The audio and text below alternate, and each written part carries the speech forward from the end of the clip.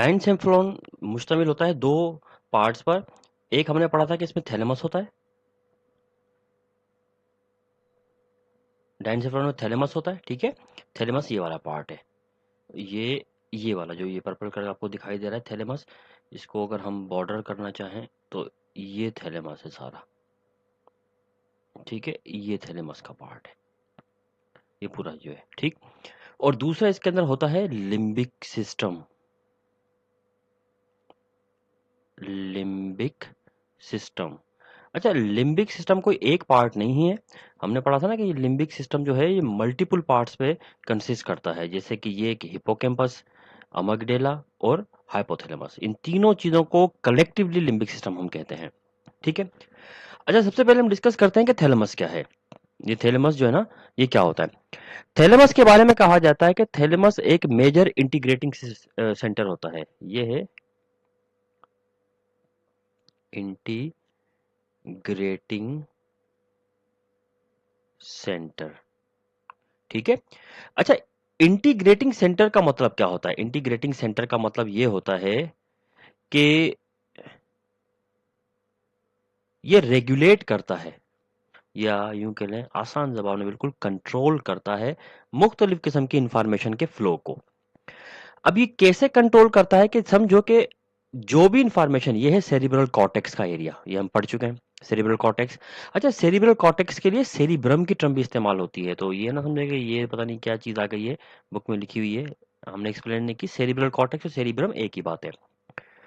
अब हमने पढ़ा था कि सेरिब्रम या सेरिब्रल कॉर्टेक्स जो है ना, ये मुख्तलिफ कितनी ज्यादा इंपॉर्टेंट एक्टिविटीज को कंट्रोल करता है। अब यूं समझ लें कि all conscious activities are control by cerebrum या सेरिब्रल कॉर्टेक्स।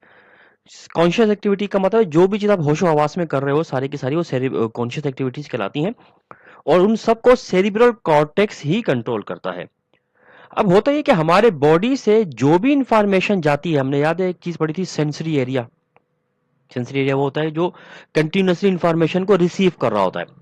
तो जो सेंसरी एरिया जितनी भी इंफॉर्मेशन रिसीव करता है, वो इंफॉर्मेशन डायरेक्टली सेरिब्रल कॉर्टेक्स में नहीं जाती, वो पहले जाती है कहां पर, इसमें से जाती है थैलेमस, थैलेमस जाके उसको आगे सेंड कर देता है। फिर मोटर एरिया से जो रेस्पॉन्स जा रहा होता है, उस रेस्पॉन्स का भी गुजर सबसे पहले थैलेमस से होता है। फिर थैलेमस उसको जो है ना वो इफेक्टर ऑर्गन तक वो जाने देता है। तो देखें, इंफॉर्मेशन की इनपुट जब हो रही है तो वो थ्रू थैलेमस ही हो रही है, आउटपुट जो इंफॉर्मेशन की हो रही है वो भी थैलेमस के थ्रू हो रही है।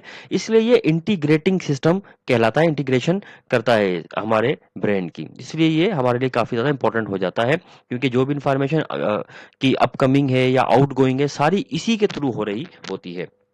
अच्छा, थैलेमस के बारे में कहा जाता है कि ये हमारा रिले हाउस है, एक तरीके से देखा जाए तो, या क्लियरिंग हाउस यूं कह लें, ये होता है। अच्छा, ये क्यों से इसे कहा जाता है। देखें, बेजर जो काम होता है थैलेमस का वो ये कि वो किसी भी किस्म की इंफॉर्मेशन को गैदर करके आगे सेंड कर दे। जैसे मिसाल के तौर पे आप एक से कोई आपको कोई एक प्रोजेक्ट देता है कि भाई आपको जो है ना कोरोना वायरस के बारे में जो है ना किसी भी किस्म की कोई इंफॉर्मेशन लेकर ऑडियंस तक पहुंचानी है या लोगों तक कन्वे करनी है। उसका तरीकाकार ये होगा कि आप सबसे पहले खुद इंफॉर्मेशन को गैदर करेंगे, गैदर करने के बाद फिर उनको लोगों तक आगे कन्वे करेंगे, तो you are acting like a thalamus, ठीक है। आप रिले कर रहे हैं इंफॉर्मेशन को, रिले का मतलब है कि इंफॉर्मेशन रिसीव करके आगे सेंड करना, रिले करना, ठीक है। तो ये रिले का जो काम है हमारे ब्रेन में, ये थैलेमस परफॉर्म करता है कि जो भी बॉडी से इंफॉर्मेशन आती है उसको रिसीव करके आगे भेजता है।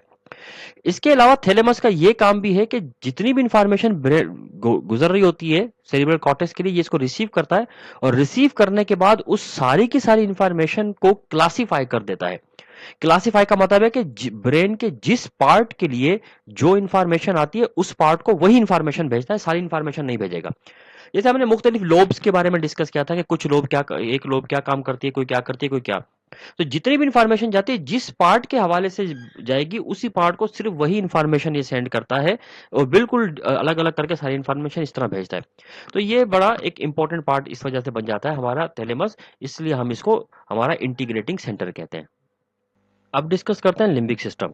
अच्छा, लिम्बिक सिस्टम में जो तीन पार्ट्स होते हैं उनमें से पहला पार्ट होता है हाइपोथैलेमस, तो हम हाइपोथैलेमस से ही स्टार्ट करते हैं, हाइपोथैलेमस से, ठीक है, हम लोग हाइपोथैलेमस से स्टार्ट करते हैं इस चीज को। देखें, ये हाइपोथैलेमस का एरिया है। अब चूंकि ये थैलेमस का एरिया ऊपर है और ये हिस्सा थैलेमस से नीचे है, इसलिए इस एरिया को हाइपोथैलेमस कहा जाता है। मतलब हाइपोथैलेमस कहते हैं the area just below the thalamus is called hypothalamus. ठीक है, अब ये जो हाइपोथैलेमस का हमारी बॉडी के अंदर फंक्शन क्या होता है, ये बहुत सारे फंक्शन परफॉर्म करता है। सबसे पहली बात तो है कि हाइपोथैलेमस के अंदर न्यूरो सिक्रेटरी सेल्स होते हैं, न्यूरो सिक्रेटरी सेल्स होते हैं। इनके बारे में हम नेक्स्ट जो चैप्टर है हमारा केमिकल कोऑर्डिनेशन का, उसमें पढ़ेंगे थोड़ा डिटेल से। न्यूरो सिक्रेटरी सेल का मतलब होता है कि ये एक ऐसे सेल हैं जो सिक्रेटरी नेचर के होते हैं, मतलब हार्मोन रिलीज करते हैं, लेकिन चूंकि बिलोंग करते हैं नर्वस सिस्टम से, इसलिए इनको न्यूरो सिक्रेटरी सेल्स कहा जाता है। और इसके ये न्यूरो सिक्रेटरी सेल मुख्तलिफ किस्म के हार्मोन रिलीज करते हैं। वो हार्मोन हम डिटेल से पढ़ेंगे अगले चैप्टर के अंदर। ठीक है, तो ये हाइपोथैलेमस का सबसे पहला काम ये कि न्यूरो सिक्रेटरी सेल होता है जो कि हार्मोन की प्रोडक्शन करता है। इसके अलावा ये जो हाइपोथैलेमस है, ये आपके बॉडी की थर्मोस्टेट भी है। ये थर्मोस्टेट ऑफ द बॉडी भी है। थर्मोस्टेट ऑफ द बॉडी का मतलब क्या होता है कि आपके बॉडी का टेम्परेचर जो होता है 37 डिग्री सेंटीग्रेड, वो एक्चुअली हाइपोथैलेमस का टेम्परेचर है। तो जब तक आपकी बॉडी का टेम्परेचर 37 डिग्री सेंटीग्रेड के राउंड अबाउट रहता है तो इट्स ओके, लेकिन जैसे ही कम या ज्यादा होने लगता है तो इन्फॉर्मेशन हाइपोथैलेमस को दी जाती है। टेम्परेचर अगर बढ़ रहा है यानी इंक्रीज हो रहा है आपकी बॉडी का, तो हाइपोथैलेमस क्या करता है कि एनर्जी प्रोड्यूसिंग मैकेनिज्म्स को ये कम कर देता है या बंद कर देता है, और एनर्जी रिलीजिंग मैकेनिज्म स्टार्ट कर देता है, स्वेटिंग वगैरह।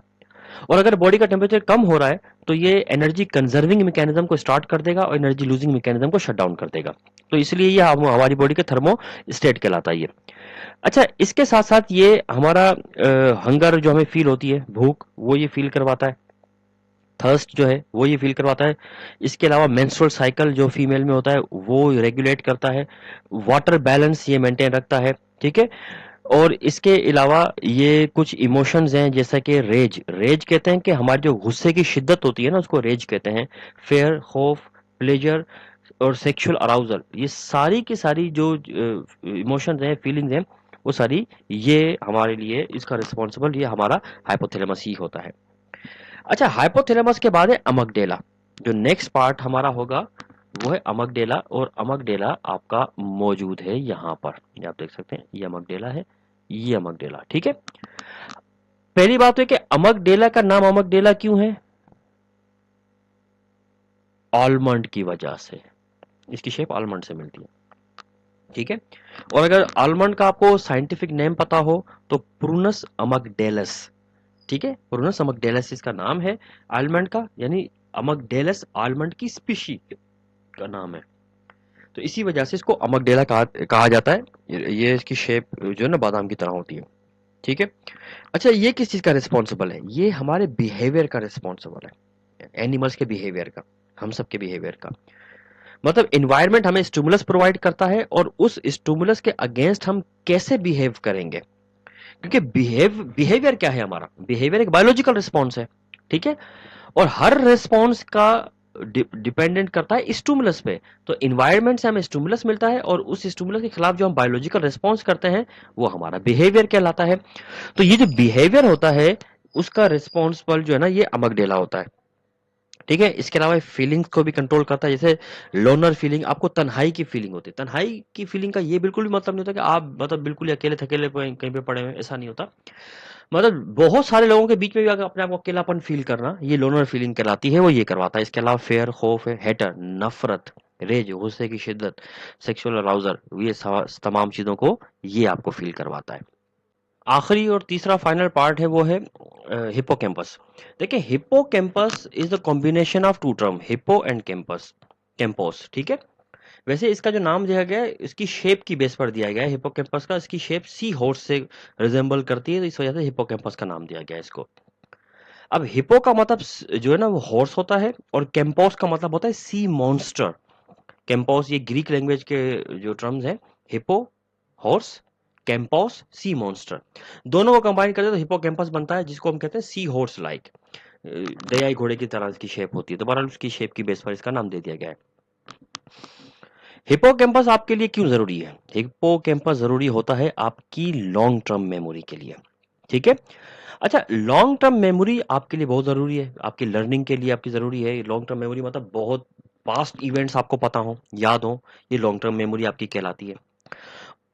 और ये लॉन्ग टर्म मेमोरी जो होती है लर्निंग के पॉइंट ऑफ व्यू से देखा जाए तो बड़ी इंपॉर्टेंट है आपके लिए, इसलिए लॉन्ग टर्म मेमोरी आप जो है ना वो हिप्पोकैम्पस पे डिपेंड करती है। लेकिन एक मेमोरी होती है शॉर्ट टर्म या प्रोसीजरल मेमोरी मेमोरी ये जो प्रोसीजर मेमोरी होती है ये, और ये जो शॉर्ट टर्म मेमोरी है, शॉर्ट टर्म मेमोरी कहते हैं रीसेंट इवेंट जो होते हैं। और प्रोसीजर मेमोरी क्या है? प्रोसीजरल मेमोरी कहा जाता है कि फर्ज करें कि बहुत सारे ऐसे एक्शन हैं जो लाइफ में आपने एक दफा ही सीखे होंगे और वो बार बार सीखने की जरूरत नहीं पड़ती। जिस तरह मिसाल के तौर पे आपको चलना आपने पहली दफा सीखा होगा जिंदगी में, जब पहली दफा चलना चले होंगे तो किसी ने हाथ पकड़ा होगा आपका और आपने कदम उठाए होंगे, चलना सीखा होगा आपने।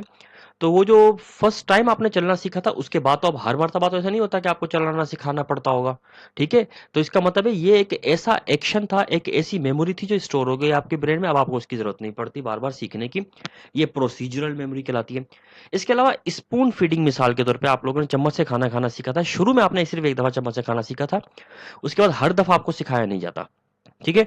एक दफा आपने कार ड्राइव करना या बाइक राइड करना सीखा था, जब आप वो सीख गए तो उसको बाद बार बार आपको ये चीज नहीं सिखाई जाती। एक दफा आपने क्रिकेट खेलनी सीखी थी, बार बार आपको नहीं सिखाई जाती वो इसलिए कि ये प्रोसीजरल मेमोरी है। तो कोई एक ऐसी मेमोरी, कोई ऐसा एक्शन जो एक दफा आप सीखते हैं और फिर थ्रू आउट द लाइफ आपके अंदर रहता है, ये आपकी प्रोसीजरल मेमोरी कहलाती है। तो अब चाहे शॉर्ट टर्म मेमोरी हो या प्रोसीजरल मेमोरी हो, उसका ताल्लुक हिप्पोकैम्पस से नहीं होता, ठीक है? तो हिप्पोकैम्पस एक लॉन्ग टर्म मेमोरी से ही एसोसिएटेड होता है।